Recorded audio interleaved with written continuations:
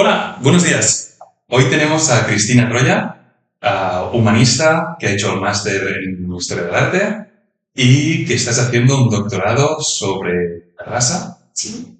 Pues bienvenida aquí en este pequeño vídeo sobre arte. ¿De qué nos vas a hablar? Bien, primero de todo, gracias Gerard por la oportunidad. Hoy venimos a hablar sobre una pieza que forma parte del retablo gótico de San Pere de Tarrasa, que es de Lluís Borrasà. Es un poco una obra desconocida suya y Vale. veremos una parte de la piedra que se conserva en el Manac, en el Museo Nacional de Arte. Vale, qué bien. Pues muchas gracias por ello. Pues precisamente esta pieza que veis Ujú. representan a Jesucristo y Santa Caterina de Alejandría. De hecho, se ve muy bien que es Santa Caterina de Alejandría por esta corona que lleva, ¿no? Pertenecía a la realeza. Entonces, Sí. da pie a esta corona, ¿no? A saber su pasado. Bueno, y la iconografía también. Exacto, la iconografía de la rueda también nos da otra pista, de hecho, sus atributos con los que siempre suele aparecer. Y también esta palma, ¿no? Debido a su martirio. De hecho, después lo veremos al final. Esta pieza tiene otra pieza hermana y de hecho vemos que se representan los santos mártires del cristianismo pues, más comunes. Y aquí eso vemos a Jesucristo también con esta aureola, ¿no? Sí. Y esto también otra pista que nos da es esta especie de inscripción que pone aquí está mi cuerpo y también su mano viene a señalar el sagrario, que es donde normalmente pues, se ubica, ¿no? el cuerpo de Cristo. Así que vemos que se nos da unas pistas de qué personajes aparecen en esta pieza. Vale, ¿cómo sería la pieza? Bien, la pieza, como veréis en la imagen que os puede llegar, este es un retablo que estaría compuesto, intuimos que habría unas 19 tablas, actualmente se conservan 13 in situ en la Seu de Gara, en Tarrasa, donde os animo a que vayáis a ver estas piezas y vemos representada la vida, un poco la vida y el martirio de San Pedro, ¿no? En este caso, ya hablaremos lo que os he comentado de la pedra, que es la parte inferior, de la que tristemente no conservamos, de hecho la vemos aquí muy bien reconstruida. La parte inferior es la que no se conserva in situ, en Tarrasa, y encontramos una pieza en el Manac, que es la que acabamos de ver, y la otra en el Boston, que también hablaremos de ella. Vemos que arriba de todo se nos presenta el Salvador, abajo los evangelistas y en medio, ¿no? Subida a través de diversas escenas, y en medio nos faltaría la parte principal, que es la iconografía de San Pedro. La historia es que puede ser una escultura, una pintura, bien, en las vistas pastorales, por lo que se escribe, todo apunta que sería una imagen de pintura sobre tabla, pero esto aún está en vías de investigación. Pues entiendo así resumidamente que es una pieza que se conserva la gran mayoría en Terrassa. Exacto. Conserváis 13 planchas, me has dicho ahí. Exacto. Y hay dos planchas que solo que se conservan, dos retablos que se conservan fuera. Exacto. Vale. De hecho, realmente la tabla de la que hablamos hoy, que se sitúa en el Manac, de hecho hace bien poquito que se conserva en el Manac a través de una dación de Gallardo, porque previamente estuvo la colección Mateo en el castillo de Peralada, que también ha sido también fruto de la investigación, que hemos podido encontrar que es en el año 35 que la compra Daniel Mateo, aunque previamente, ya en el 1900, ya las dos piezas no estarían en Tarrasa, sino que estarían las dos en manos de un coleccionista de aquí de Barcelona, que sería Salvador Roca, que era un médico oculista. Vale. Es muy guay que nos hablas de la procedencia, ¿no? Porque para mí también, como historiador del arte, saber y poder trazar la procedencia es algo que es súper importante. ¿Cómo llegas a ello? Pues mira, primero de todo sale un poco el hecho del estudio de esta pieza, donde sabemos que una está en Manac, otra en Boston, y a partir de aquí fue un poco tirar del hilo. La pista nos la dio los archivos que hay de la pieza hermana de esta, que está en Boston. La documentación dio a pie a que fue Goodyear un poco quien dispersó estas piezas, y donde se nos explica que en un inicio, de hecho, las dos piezas tenían que ir hacia Boston, hacia el focal. Pero es Post quien en el momento considera que solo comprarán una, aunque Edward Waldo Forbes quiere comprar las dos. De hecho, hoy en día creo que se arrepiente un poco de no haber comprado las dos. De hecho, se estima, hoy en día sería inimaginable en $2.000, o sea, hoy en día sería inimaginable vender estas dos piezas por este precio. Pero sí, entonces, como solo compra una pieza, lo que he dicho, la otra acaba en el castillo de Paralada, la compra Daniel Mateu, pero la compra ya al final de su vida, en el año 34, como muere en el 35, la pieza ya acaba en manos de su hija, la más pequeñita, como bien os pone, llamaba la China, Y está en la colección de la hija pequeña, suponemos hasta 2010-12, que como he dicho es que la compra Gallardo. Pero ha dado muchas vueltas esta pieza que aparentemente no, parece que, bueno, está en el manual, bien, tiene una historia, de hecho, ese también está en vías de investigación, pero incluso durante la Guerra Civil puede ser que acabara en Ginebra junto a las piezas de la colección Mateo, también junto a las del Prado, pero evidentemente es complicado llegar a saberlo porque las fotografías que se conservan, la mayoría son de piezas del Prado, pero ha dado, lo que digo, muchas vueltas y ha ido arriba y abajo.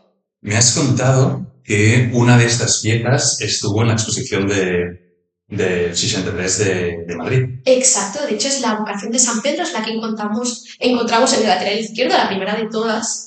De hecho, precisamente esta pieza es muy icónica de este retablo. De hecho, a partir de aquí se dice que Luis Borrasá es el genio del color. De hecho, en esta tabla se ve prácticamente a través de los colores que se otorgan a Jesucristo y a San Pedro, pero también en el mar, ¿no? Los temas que se representan. Sí, con este tono turquesa. Exacto, es una de las piezas más icónicas y que se la ha de de hecho, cuando se han hecho exposiciones, la tabla que se ha prestado ha sido esa y tiene su qué. Vale. ¿Puedes hablarnos un poco de Luis Borrasá? Mira, aunque no soy experta en Luis Borrasá, me ha tocado estudiarlo. Luis Borrasá, como he dicho, se le cataloga como el genio del color. De hecho, en sus piezas se puede ver con estos colores tan brillantes, los estos rojos, estos azules. Así dice que nació en Girona, empezó a hacer su pequeña producción en Girona, y después viene a Barcelona. De hecho, ahora uno de los retablos de la catedral, que sí que ahora con la exposición de Luis Borrasá se ha investigado bastante. Y también hizo el retablo de Girona, San Miquel de Acullás, y el retablo de Santa Clara de Vic.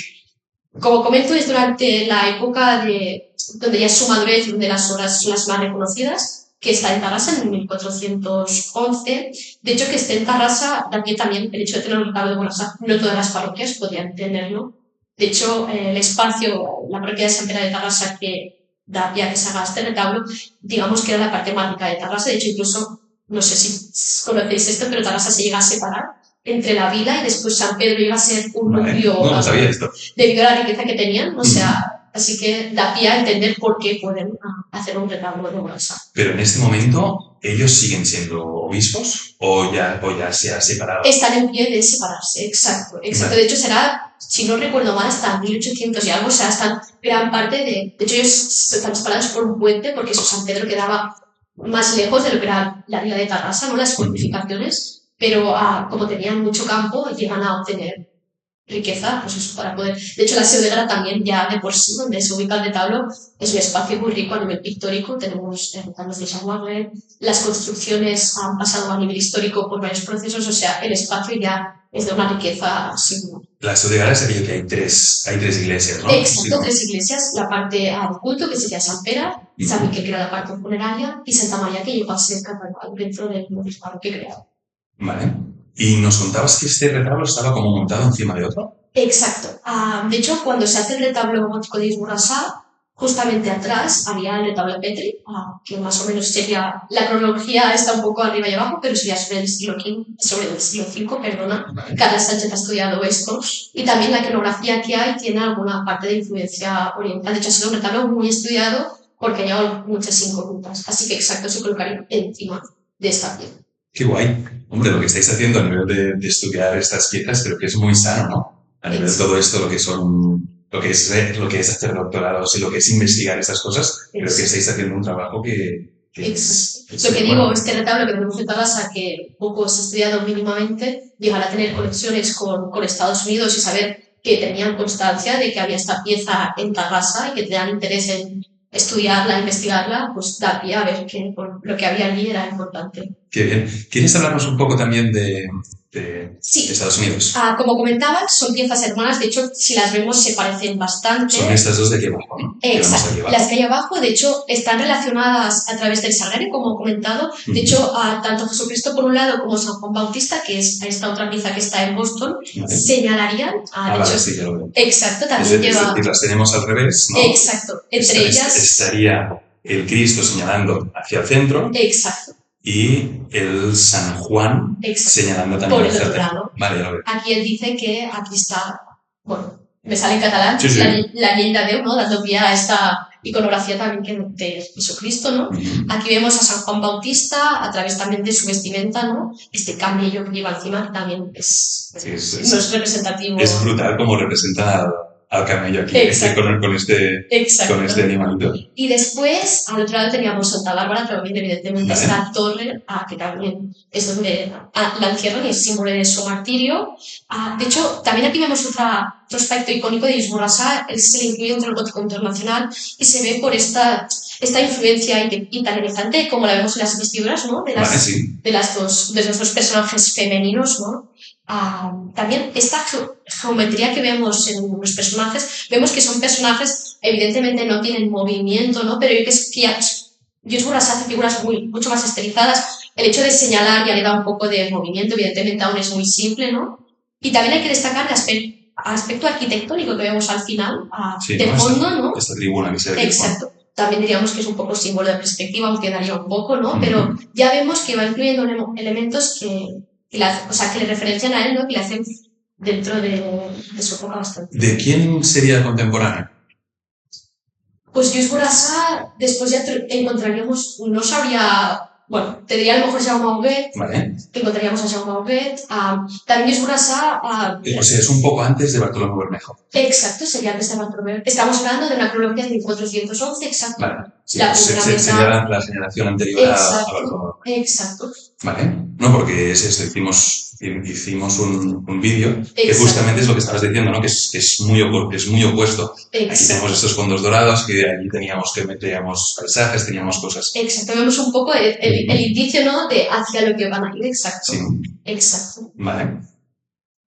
Vale, y pues muchas gracias por venir. ¿Hay alguna cosa más que quieras comentar sobre esta pieza? No, realmente decir que es un lujo poder haber podido venir a hablar de estas piezas. Ojalá este sirva un poco para hacer difusión. Siempre lo digo, tristemente ha sido una obra que ha pasado un poco desapercibida. Como he comentado, está a la altura del retablo de Girona y de Vic, porque de hecho en producción está muy similar, en cronología similar.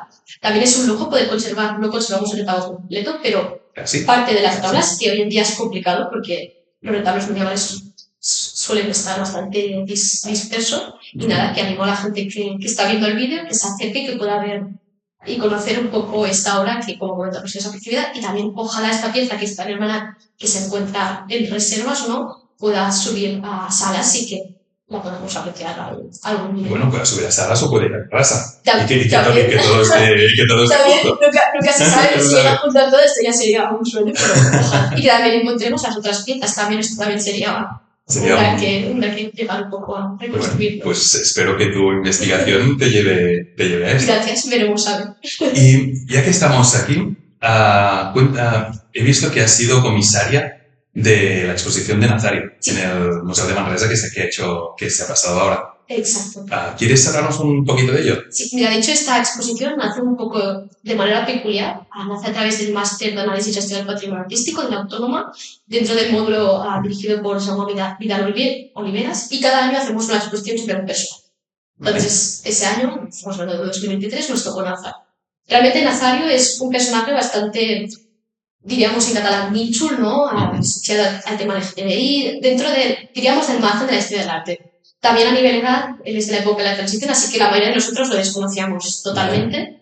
Entonces se nos propuso esta exposición y nosotros, desde nuestra visión, quisimos asociarlo a lo que es a su contexto histórico. Claro, a nosotros, debido a nuestra edad, ¿no? Solemos tener entre 20 y 30 años, a ver que una persona durante la transición se dedicaba a dibujar cosas con temática LGTBI, ¿no? Cosas, diríamos, prohibidas, ¿no? En la época. Nos fascinaba, evidentemente. Él está muy relacionado también a la figura de Ocaña, ¿no? Evidentemente le pegaron y se fue a la prisión, ¿no? A nosotros nos fascinaba que hubiera reivindicado su condición y su obra, en esa época. Entonces, la exposición huye un poco a la exposición de cómic que todo el mundo concibe, ¿no? Nazario, asociado al cómic.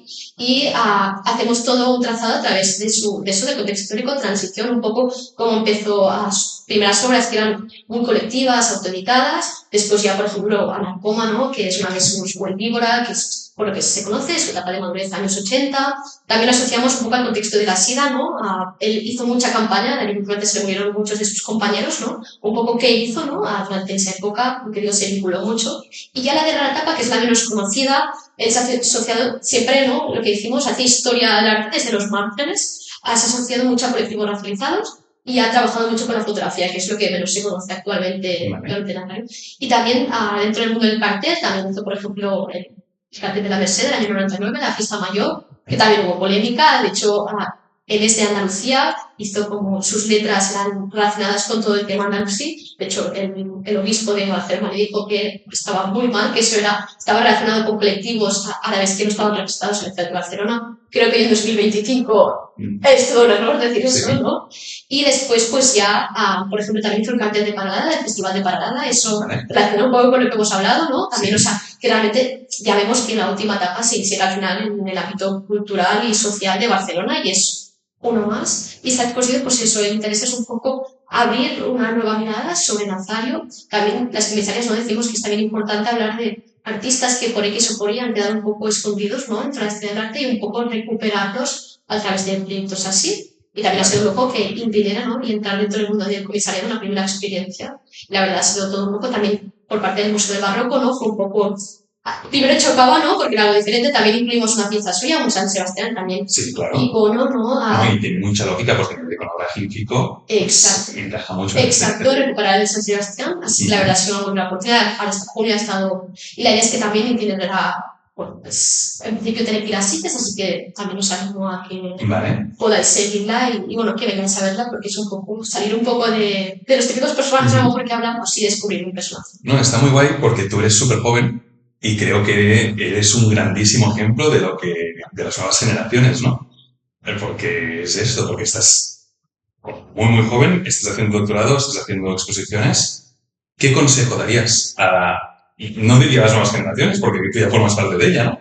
Pero ¿qué consejo darías a esta gente que está empezando historia del arte, que está empezando este camino de humanidades hacia allí para inspirarles? Mira, yo siempre digo que las cosas, creo que la mayoría que nos dedicamos a esto estamos de acuerdo, que las cosas que se hacen con pasión llegan o sea, las cosas llegan. Yo siempre digo, cuando la gente comenta, no se puede vivir en el mundo del arte. Es lo que dices yo, a mi corta edad, la verdad, poco o menos lo estoy consiguiendo, creo que con todas las cosas, uno le pone esfuerzo, lucha por ellas, acaban llegando. Sobre todo el hecho de, también el sacrificio del esfuerzo, ¿no? Porque, de hecho, lo comentábamos antes, ¿no? Muchas veces el hecho de ir a archivos, moverse, de hecho, literalmente las cosas en un inicio se hacen por amor al arte, ¿no? Sí, claro. Creo que es importante, porque a veces es complicado no hacer entender que muchas veces no tienes un rédito económico de primeras, ¿no? Pero el hecho de seguir y seguir y seguir, creo que da pie a poco ir construyendo. También es una suerte a encontrarse con diversos profesionales, por ejemplo, hoy contigo, ¿no? Poder estar aquí es interesante, ¿no?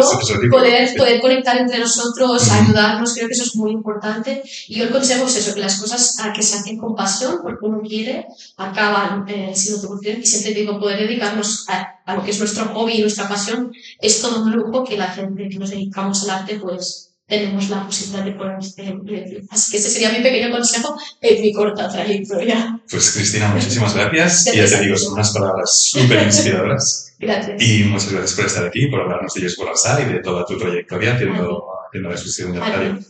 Un placer tener. Igualmente. Gracias.